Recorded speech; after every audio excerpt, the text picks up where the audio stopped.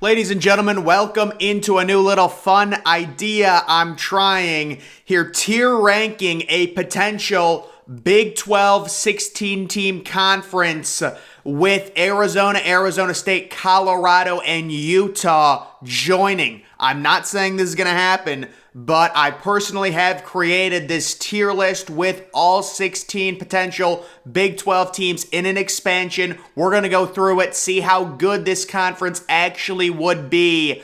And I've got my overall tiers that I have personally customized. The playoff contenders tier. Now, guys, I will be being under the assumption we are expanding the playoff to 12 teams. So that is my assumption when I do playoff contenders. Obviously, it would be a lot different if it's 4 teams, but I think by 2025, we will have a 12-team playoff, which will open the door for some of these schools. Conference contenders, that's just a team that they're good, but they're probably not good enough to make the playoffs. They might make some noise and win a conference. Above average is an 8-9 win type team. Average 5, 6, or 7 wins. Below average is a team that normally never makes a bowl game, but they're normally not the worst. And then the worst, aka Kansas, right? So guys, I'm just doing this fun thing. I can do a number of different combinations. I could do a 20-team Big 10. Let me know what you guys want next, but I figured I would do this because it's fun. And we're just going to go team by team. This is the expanded 16-team version with the 4 teams from the Pac-12 going to the Big 12. How good is this conference? Let's find out. First, we've got Cincinnati, and I am going to put Cincinnati on the back end of the playoff contenders tier. And guys, if the playoff had stayed at 4 teams, I would not be putting Cincy in the playoff contenders category because they don't recruit well enough. I know they made the playoffs last year, but it's just 1 year. If you want to be a playoff contender year in and year out, and it's only a 4-team playoff, you got to recruit better. But with the 12-team format likely coming, that's going to open the door for a team like Cincinnati with Luke Fickell. They are entering a rebuilding year, but he can build it up. We'll see if they're able to keep Luke Fickell. The only thing I would be worried about, if I'm a Cincy fan, is the Ohio State connection. I think that's the one job he would leave for. In the scenario Ryan Day goes to the NFL, I think Ohio State decides between Brian Hartline and Luke Fickell, but that's if Ryan Day goes to the NFL in a few years. So Cincinnati with Luke Fickell, back-end playoff contender in my opinion. Next, we've got Kansas, so they're going to be the only team in the worst tier. They've been the worst Power 5 team for a number of years. Maybe you could argue Vandy, but I actually think it's going to be Duke this year, the worst Power 5 team, so I don't think it'll be them. But they're looking at likely another 3-win season. They've got one of the worst Power 5 football stadiums in college. Actually, probably the worst.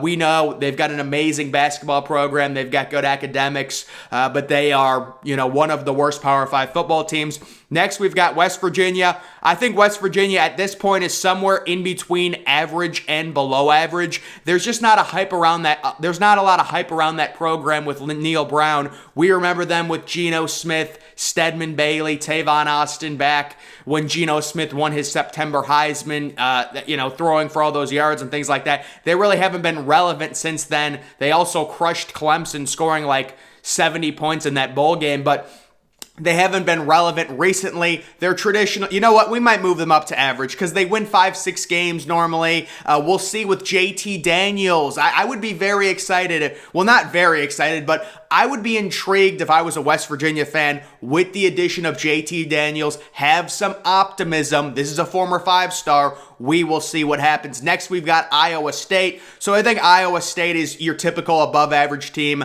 They had such a letdown year last year. You've got Breece Hall. You're a preseason AP top 10 team. I think they were ranked 7th, and they fell flat on their face, and they really took the star out of Matt Campbell's coaching, resume and things like that. We know he was linked to the Michigan job. He's been one of the hot candidates. Now his star is kind of dimmed after the disappointing year last year. They had a veteran team and they lost, I think, 4 or 5 games and fairly. I mean, they were like 3-3 at one point. So they quickly became unranked. And I would say with Matt Campbell, they're definitely, they were a horrific program not too long ago. So they've really turned it around. but this is a 7 or an 8 win team at this point. That's their ceiling, in my opinion. Kansas State, very similar, maybe a little worse than Iowa State. So I've got them above average, 7, 8 win type team. You could argue and say they're average, but Kansas State, there's some under the radar hype this year surrounding Kansas State and their program. Adrian Martinez, a decent defense. We'll see if they can put together a good season and maybe win 8 or 9 games, but they don't recruit well enough to be conference contenders, in my opinion. Texas Tech, they are the one team in the Big 12 that's really never been able to shake the stigma of just having no defense. I mean, with Patrick Mahomes, they weren't even making bowl games. We remember several shootouts with Baker Mayfield and Patrick Mahomes, both throwing for like 600 yards. They've just got no defensive culture. They're constantly winning 4 or 5 games. They're your prototypical below average football team that in a good year makes a bowl and wins 6 or 7 games. Next, we've got a newcomer, BYU. So BYU could be a fringe playoff contender in a 12-team format, but I just don't think they recruit well enough personally. So I'm going to put them at the front end of conference contenders, but you could make an argument. Being an independent, they've been great. They've been a consistent top 25 team recently. You could make the argument they should be a playoff contender, at least towards the back end, but I will go ahead and say conference contenders. Next, we have Arizona State. So Arizona State is an average program with Herm Edwards. I think they're kind of spinning their wheels. They need a younger coach, in my opinion. Just not a lot going on there. They had a good young quarterback who had a promising true freshman year, Jane Daniels, and there was just no real improvement. I thought, after Jane Daniels' true freshman year, it was going to be an 8 or a 9 win team. They had N'Keal Harry, things like that. It's been a 6 or a 7 win team for a while now. Very average in my opinion, and you're going to a tougher conference at this point. If this 16 team conference happens, Arizona State joining the Big 12. Not saying it's going to happen. This is just a fun mock of how good this conference would be. Next, we have UCF. So UCF, you at least have to put in the conference contenders category. They've had such a great stretch recently, especially back when they claimed the national title. They went 12-0, beating Auburn and things like that. But, UCF losing Dylan Gabriel, it'll be interesting to see just how good of an infrastructure they've built. I think they'll still have a good year because this year the American is down. But you have to respect this team and what they've done, especially recently. Consistently good. Even in their down years, even with the Dylan Gabriel injury, they're still winning games. They've still built something, a culture in that locker room within that program that I really respect. And when they have really good years, they have the potential to win even a tough conference like this. Next, we have Arizona. So Arizona went through a stretch about 2 years ago and then last year where they had lost like 15 straight games in the Pac-12, which is historically bad. I'm going to put them in front of Texas Tech just because overall their program to me has more potential than Texas Tech. They are a basketball school, but just in general, the amount of money that goes into it, I like Arizona's. I'm ranking these teams based on future. I like them possibly to recruit. They have the potential to recruit better than Texas Tech pretty easily based on the school that they are and things like that. Next, we have Colorado. So Colorado this coming year, I don't know if you guys know this, they are supposed to be horrible. I've seen several ranking of all 131 teams, and I've seen Colorado behind Colorado State. So I would say I like their defensive culture. They always seem to have a good defense. They've got one of the most underrated stadiums in college football with, one of, if not the best views in college football. So I'll move them up. I think they can use that to their advantage in recruiting, but they're still a below average team and they're in for maybe a 2 or a 3 win season. At the worst, it could get real ugly in Boulder for the University of Colorado. Next, we have Utah. So to me, Utah is right on par with Cincinnati. Maybe you could even argue, I'm going to leave probably Cincy in front of them, but you could argue Utah should be in front of them. They certainly are a playoff contender this year. I've seen several people picking Utah to win the Pac-12 and make the playoffs as the 4 seed.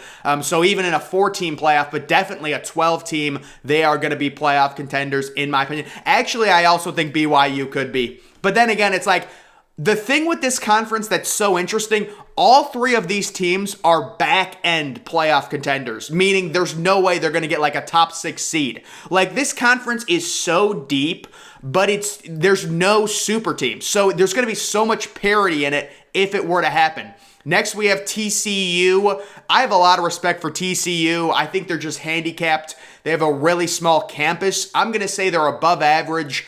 We remember Gary Patterson, the 2014 season, people arguing TCU should have made the playoff over Ohio State. They certainly had a really good year, and I like the program, 7 or 8 win team, but they are capped by their campus, and they don't recruit the best. Oklahoma State, I think this is pretty clearly a conference contender type team. I think that's their ceiling personally. Could they make the playoff?